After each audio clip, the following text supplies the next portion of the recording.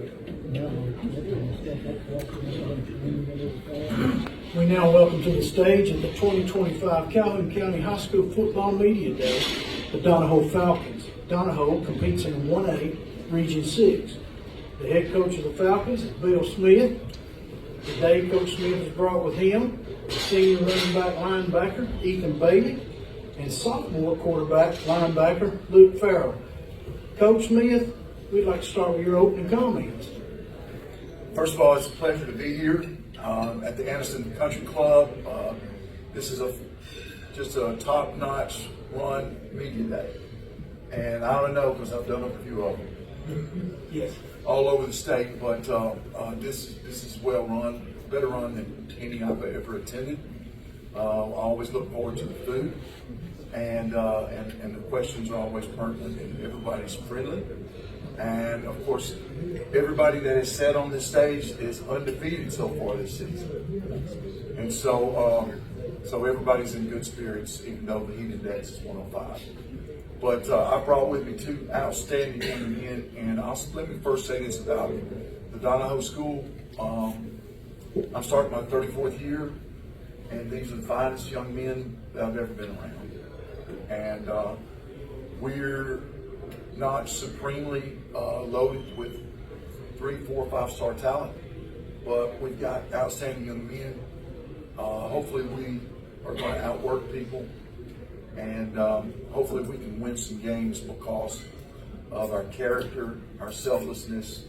And just to say something about these two gentlemen right here, our starting quarterback was a starting left guard last year on the offensive line, and starting linebacker as a 9th grader.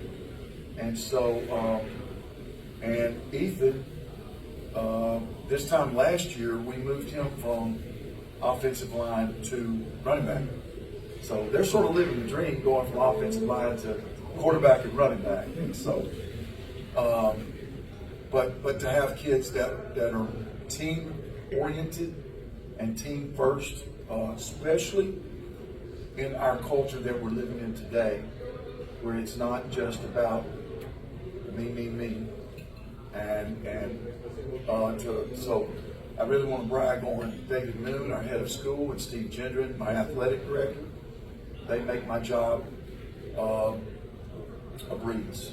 And Coach Gendron, I told him after I leave here I was coming to mow the football game field. He said, "I've already mowed it this morning, Coach." So I have that kind of people around me, and it's just a pleasure. So we hope we can win a few games. Well, let me start off then with a question. You mentioned Luke here, a sophomore. Luke, tell me, you're the only sophomore today that I've seen. So I know that makes you grow up early. Wouldn't you say, Coach, that you have to grow up to that position? It does, but it's a testimony to Luke. All four of our coaches, my 3 assistants, and myself, unanimously chose these 2 young men. Well, Luke, I want to know what your feelings about being put into this leadership role, and what has Ethan done being a senior?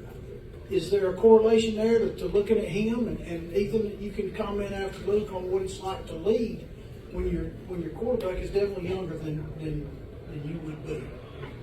Yes, sir. So far, we had an opening 7-on-7, and we kind of hit the struggle bus a little bit. And Ethan was there for me. He really cheered me on that, helped me get out the low. Because it's not an easy task changing positions just like that. But I'm going to go to a position where my coach tells me to that's best for the team. So that's why I'm going to do it. And Ethan's helped me a ton this year so far. Ethan, what has that role been like, not just for him, but the whole team?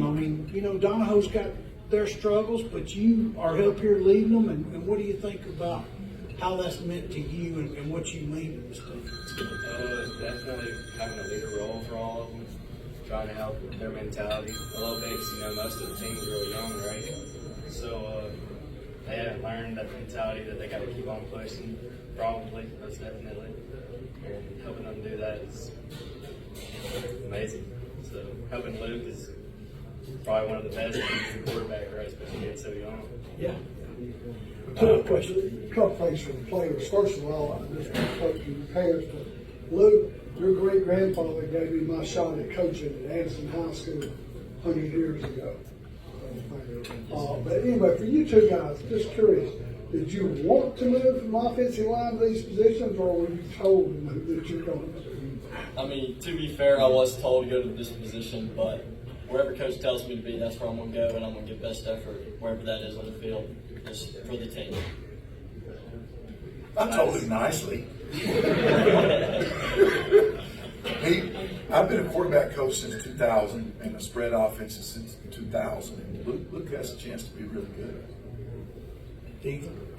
Last year, all summer, I'd be begging to coach. He was begging me. Okay. I said, we'll think about it.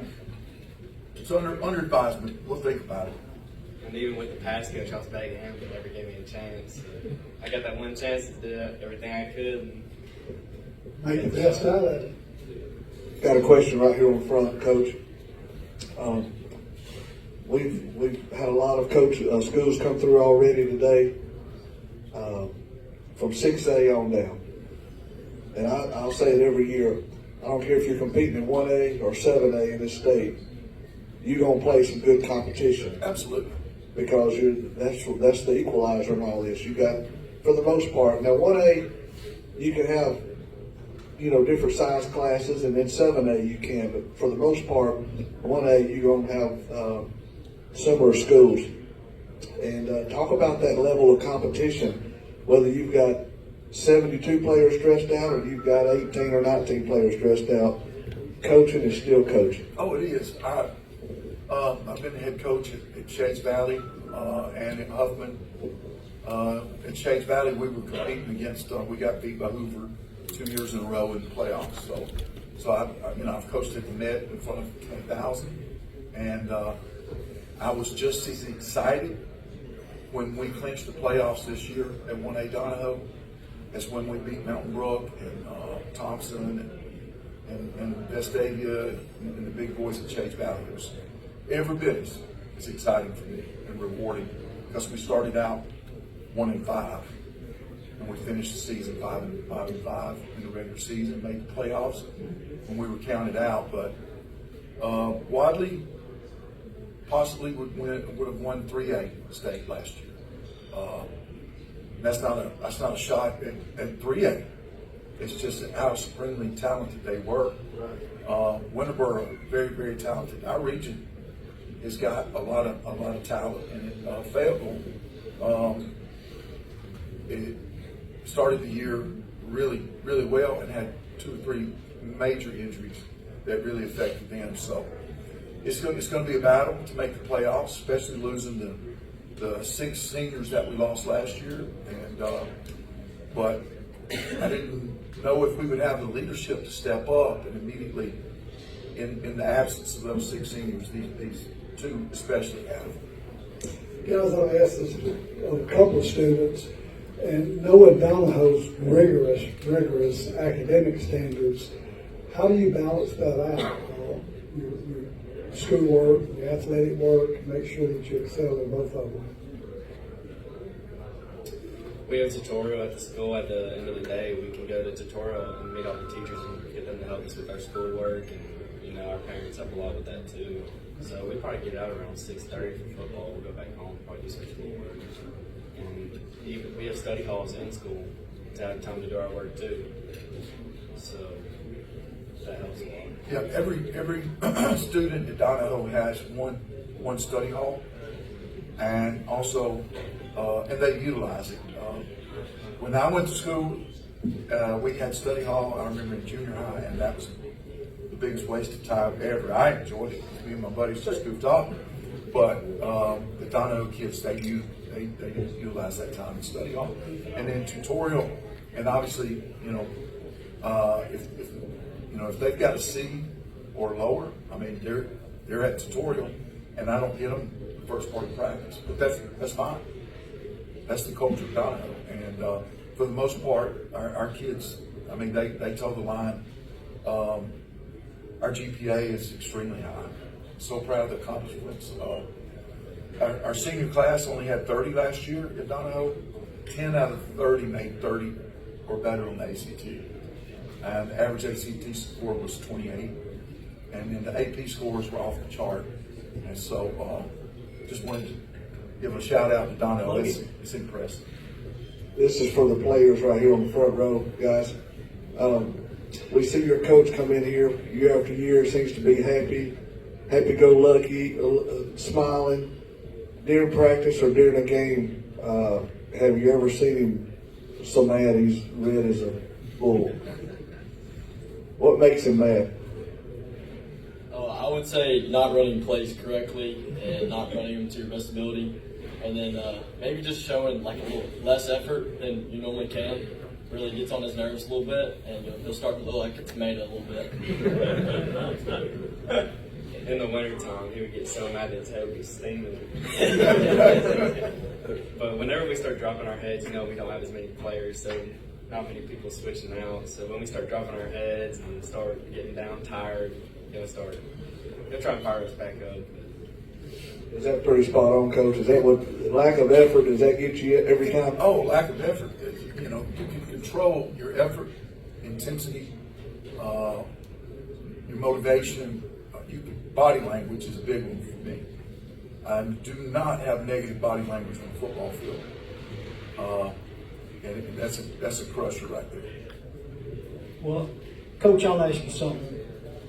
You probably don't have the amount of players that you had at some of your other stints. And judging from what we've seen today with you moving these guys around, how difficult is it to assess talent? Now, obviously, you're looking and you got this lineman and you're going to put him at quarterback. Do you have times where you try to assess their talent so that you can move them around? Is it difficult or is it challenging in some kind of way? Oh, it's very challenging. I mean, we only have about 15 males per grade. So I'm not going to have 15 seniors because everybody's not going to play. It's not for everyone. So, but it is a challenge, and I knew I was losing Kai, our quarterback last year, had a really good year, and Luke gives us our best chance to win. And I'm telling you, done this for a while, got a chance to be a special quarterback. And so, Donoho is the next man up. I mean, we got to play, and they do a great job. All peer pressure is not bad. Positive peer pressure is really good. And so when you have accountability, otherwise known as accountability, and so they keep each other accountable. And so that's a great, and I've mostly been in high poverty schools. Well, I've always been in high poverty schools, Title I schools. So this is a lot different, but it's human nature is human nature. So team culture is extremely important, and we have it at Donoho. Let's wrap it up right here. We'll ask one final question to the players, and then, Coach, you give us your final thoughts as we wrap it up. But Luke and Ethan, what most excites you about this fall at Donoho with the football? What are you looking forward to the most, Ethan? Friday Night Lights.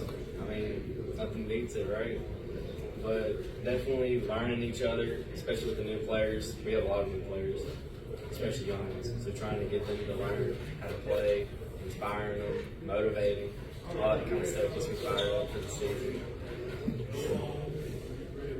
For me personally, last year our opening game was against Galesville, and we had a loss to them. And I really want to get back against them. That's kind of puts fire in my eyes to get back at them. And then especially, we have some younger guys, and I can't wait to see them exceed and do great. And I see a lot of potential in all of them. We have a tight end, Noah McClendon. I think he's going to be a stud one day. I really do. Phoenix Rainey, he's going to be great. Kyler Brooks, Donovan Barr, there are going to be some big names coming up. I got the feeling. That's well said. I meant to mention a few more names, but very, very, very well said. And I think for me, it's there's not a lot of expectations on Donoho making the playoffs from a lot of people because of the young men that we lost. But I love the grind, and so it's about to start. But I'm excited about it. There's nothing in the world like high school football. With the way the changes have been with college football, and especially the transfer high school portal, especially with 7A, 6A, 5As. Hey, I'll take 1A football on Friday nights. It's awesome. Well, thank you, Donoho Falcons. Up next will be the